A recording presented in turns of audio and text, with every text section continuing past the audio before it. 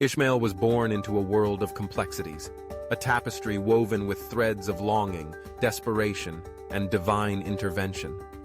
His story began in the shadow of a promise made to his father, Abram, and his mother, Hagar, a servant caught in the throes of human ambition and divine design. Hagar, once a mere pawn in the game of lineage and legacy, found herself at the center of a divine encounter that would forever alter her life and the life of her son. Before we continue, just a reminder to like this video, subscribe to our channel, and hit that notification bell. By doing so, you'll stay connected and up to date with future content. Now, let's continue delving into Genesis chapter 16, verses 7 to 16, and the message God has in store for us. Hagar's journey was marked by the bitterness of her situation. After being given to Abram to bear a child in Sarai's stead, she found herself in a precarious position. Her pregnancy, initially a source of pride, soon morphed into a point of contention. Sarai, feeling the sting of her own barrenness, turned her frustration toward Hagar, leading to a toxic environment filled with disdain and resentment. Hagar, in her own way, began to despise Sarai, forgetting that she was merely a vessel in a larger narrative. The human heart, when faced with such trials, often seeks to elevate itself, forgetting the fragile nature of its circumstances. Driven by the weight of her mistreatment, Hagar fled into the wilderness, seeking solace away from the harshness of Sarai's scorn. It was in this desolate place, far from the comforts of home, that Hagar encountered the angel of the Lord. This divine messenger sought her out, not to chastise her for her rebellion, but to offer her a glimpse of hope. The wilderness, which could have been a place of despair, became a sanctuary of divine grace. Hagar's cries did not go unheard. They reached the ears of the Almighty, who saw her plight and intervened. God's question to Hagar, "Where have you come from, and where are you going?" was not merely an inquiry about her physical journey, but a profound invitation to reflect on her identity and purpose. In contrast to the question posed to Adam in the garden, "Where are you?" which revealed the depth of sin and separation, God's question to Hagar was one of compassion. It was as if he was saying, "I see you, I understand your pain, and I want you to acknowledge your reality." Hagar's response, tinged with the weight of her circumstances, revealed her vulnerability. She was not merely the wife of Abram. She was the servant of Sarai, a title that carried the burden of servitude and the weight of her choices. In this moment, Hagar learned something profound about God's character. He was not a distant deity, unconcerned with the struggles of the marginalized.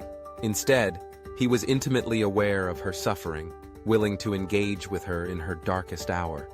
The promise that followed was not just for Abram, but extended to Hagar and her son. "I will greatly multiply your offspring," God declared, offering her a future filled with hope.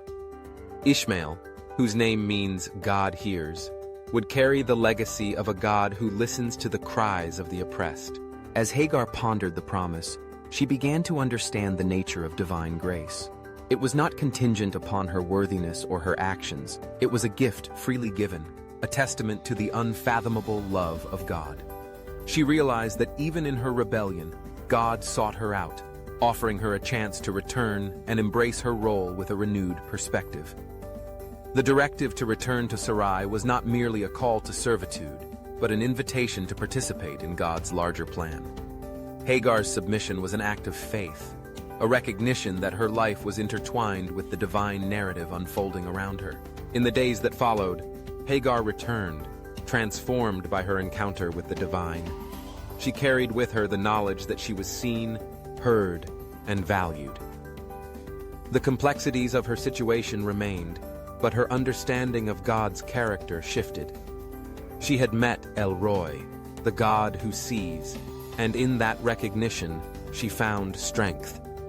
Hagar's story, while rooted in a patriarchal society, became a powerful testament to the way God elevates the marginalized, offering them a voice and a place in his plan. The narrative of Ishmael is not just a tale of survival, it is a story of redemption and grace. It challenges modern perceptions of worth and status, reminding us that God's love transcends human hierarchies. Hagar's return to servitude does not diminish her experience.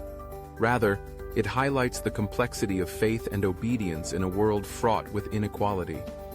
She learned that her identity was not defined by her circumstances, but by her relationship with the Creator who sees her. As we reflect on Hagar's journey, we are reminded of the broader themes woven throughout the Scriptures. God's faithfulness to His people is unwavering, even when they falter. The stories of those who feel overlooked or marginalized echo throughout biblical history, reminding us that God's grace is inclusive and transformative. Hagar's experience serves as a powerful reminder that no one is beyond the reach of divine mercy. In our own lives, we may sometimes mistakenly believe that God's responses hinge on our goodness or spirituality. We may find ourselves striving for perfection, forgetting that God meets us in our brokenness. Hagar's story invites us to embrace our vulnerabilities, to cry out in our despair, and to trust that God hears us. His questions may lead us to confront our true status, but they also reveal His desire for us to know Him intimately. The legacy of Ishmael, born from a story of pain and redemption, teaches us about the nature of God's promises. They are not limited to a select few, but extend to all who seek Him. As we navigate our own wilderness experiences, may we remember that God is present, attentive, and ready to respond to our cries. In our moments of doubt and despair, let us hold fast to the truth that we are seen, we are heard, and we are loved by the One who knows our names. If this message resonates with you, take a moment to praise our Lord. Type "Glory to Yahweh" in the comments as a declaration of praise and glory to our Father for His infinite love, mercy, and patience for us. God bless you.